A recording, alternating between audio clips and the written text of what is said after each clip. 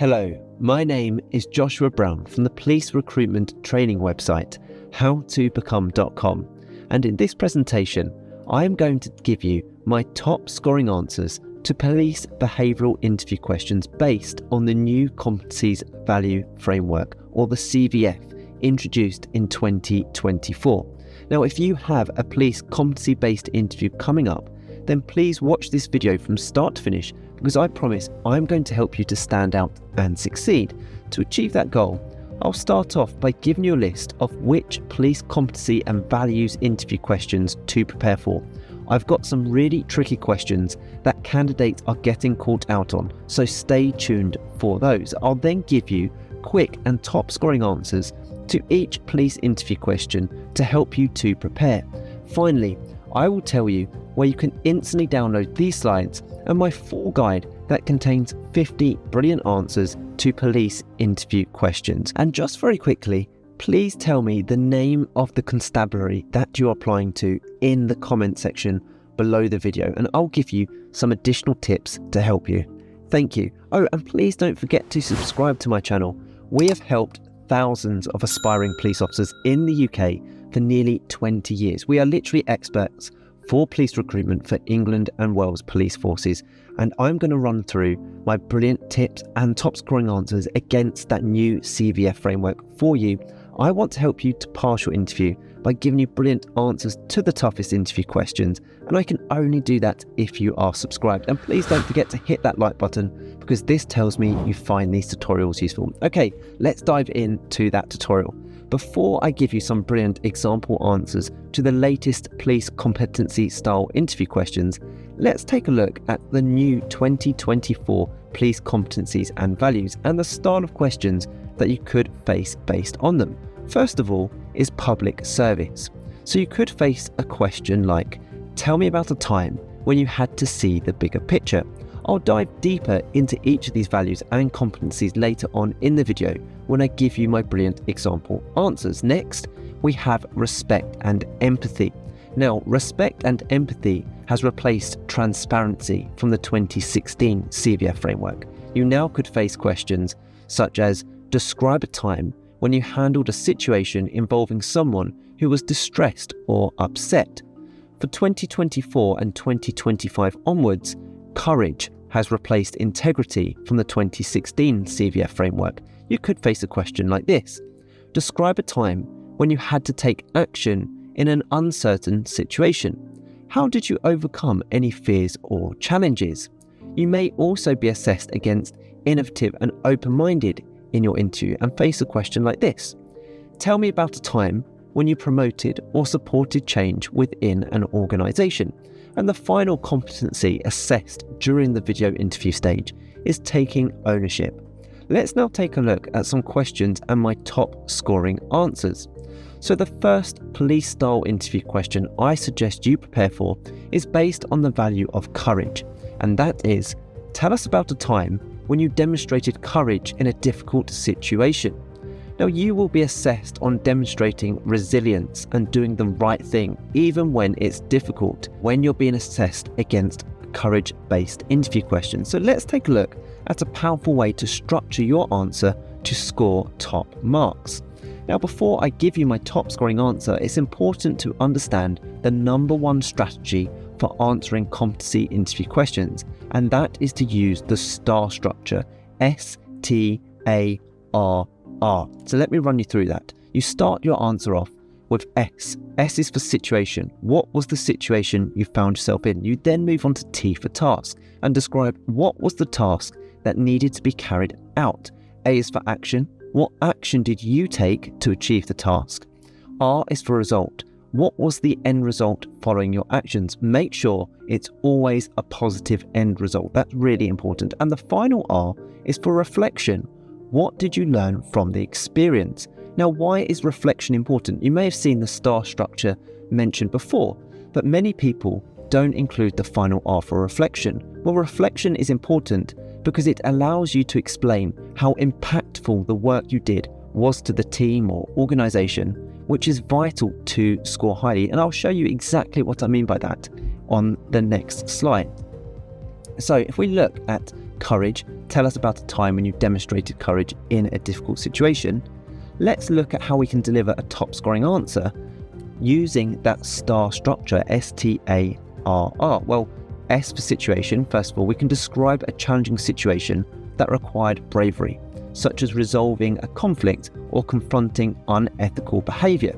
T for task. Clearly explain your role and why it is important for you to act. You can then move on to action, detail the steps you took to handle the situation, showing how you overcame fear or resistance. You then finalise with result, highlight the outcome, for example, resolving the issue, ensuring fairness, or maintaining integrity, all really important things.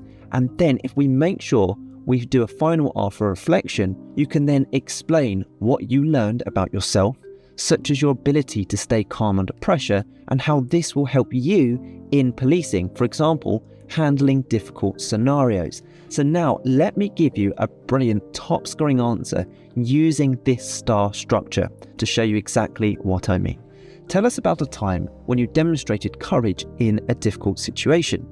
In my previous role, I noticed a senior colleague behaving unethically by misreporting financial data to improve team performance metrics. This had the potential to mislead management and harm the integrity of the organisation. As a junior team member, I felt it was my responsibility to ensure transparency, even though confronting the issue could risk tension with the colleague or harm my reputation. I gathered clear evidence of the discrepancies and arranged a private conversation with the colleague to discuss my findings. I approached the conversation respectfully, explaining the potential consequences of their actions. When the colleague refused to address the issue, I escalated the matter to my line manager, presenting the evidence and emphasizing the need for fairness and integrity. I remained calm and professional throughout the process, even when challenged about my intentions. As a result, the issue was investigated and corrected before it could escalate further. My actions prompted a review of the reporting processes, which led to stricter oversight and training for the team. Although the situation was initially uncomfortable, it strengthened trust between myself and management. This experience taught me the importance of standing up for what is right, even in challenging circumstances. A quality I will bring to policing when faced with difficult decisions. Now, this is a really strong top scoring answer because it effectively uses the STAR structure while demonstrating key qualities that align with the competency of courage. Here is why it works. Number one, it tells a clear and relevant story. Number two, it demonstrates key behaviours related to courage, such as moral courage, professionalism, and accountability.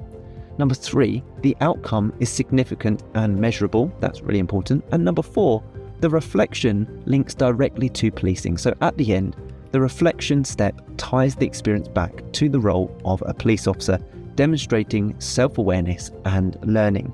Now, why will this answer score highly? Well, this answer aligns closely with the competency and values framework. So remember, we're being assessed on courage here, and we've demonstrated this through taking difficult but necessary action. And it also demonstrates other values and competencies in our answer, such as public service, upholding the integrity to benefit the organisation and others, and taking ownership, proactively addressing the issue and ensuring resolution. The balance of specific actions, impact outcomes, and thoughtful reflection makes it a well-rounded and high-scoring response. Let's now take a look at another brilliant example answer to a new interview question. But before we do, don't go anywhere, as I still have more interview questions and answers to give you in this video. But when you are ready, and only if you want to, you can click that link in the top right-hand corner or in the pinned comment below. It will take you through to my website, howtobecome.com, where you can download my 50 brilliant answers to police interview questions in a PDF guide, and it will give you the edge in your interview. Okay, let's move on to the next question. The next police style interview question I want us to look at is assessed against the value of respect and empathy. The question is this: give an example of when you showed respect and empathy in a challenging interaction. Wow, really tricky question. Let's break this down using that STAR structure just like we did before. So for situation, you should describe a situation where you needed to interact with someone in an emotionally sensitive or challenging scenario. For task, We should explain your role and why demonstrating respect and empathy was essential. Action: detail how you listened, acknowledged their feelings, and adjusted your approach to meet their needs. Result: share the outcome. For example, diffusing tension, resolving a conflict, or improving understanding. Remember what I said, make sure it's always a positive end result. And for reflection, reflect on how the experience helped you better understand others' perspectives and how this skill is critical in policing. Let's take a look at a brilliant top scoring answer to that question. Give an example of when you showed respect and empathy in a challenging interaction. Here's a brilliant top scoring answer. While volunteering at a community support centre, I worked with a client who was frustrated and upset after being denied financial assistance. They felt the system was unfair and directed their anger toward me. My role was to de-escalate the situation, understand their concerns, and find a solution while maintaining professionalism and empathy. I calmly listened without interrupting, allowing the client to express their frustrations fully. I acknowledged their feelings, saying, "I can see how this situation is really upsetting for you." This helped the client feel heard and valued. I asked open questions to better understand their specific concerns and identified that they had misunderstood part of the application process. I explained the process clearly, avoiding technical jargon, and reassured them that I would work with them to address their issue. I provided additional resources and connected them with a financial advisor, ensuring they felt supported. The client's anger subsided, and they expressed gratitude for my patience and clarity. They successfully completed their application with the financial advisor's help. The interaction strengthened trust between the centre and the community. This experience taught me the importance of empathy and active listening in building trust and resolving conflict, skills I will apply when interacting with diverse and potentially vulnerable individuals in policing. Now, this structured and concise response effectively demonstrates respect and empathy in action, making it highly relevant and impactful. Now, respect and empathy is clearly demonstrated in the answer. In this example, we clearly actively listened, acknowledged emotions, and adapted our communication to suit the client's needs. We demonstrated proactive problem solving, so we worked collaboratively to find a solution. We showed respect for the client's frustration and took meaningful steps to help. And we also demonstrated impactful results. So the resolution was positive for both the client and the organisation, demonstrating the effectiveness of respectful and empathetic communication. We then finished with a great reflection where we tied our learning back to key policing skills such as de-escalating tense situations and building community trust. Let's move on to another question based on the competency of innovative and open-minded. Here's the question. Describe a time when you introduced a new idea or approach to solve a problem. To answer this question well, you will need to demonstrate creativity and flexibility to improve outcomes.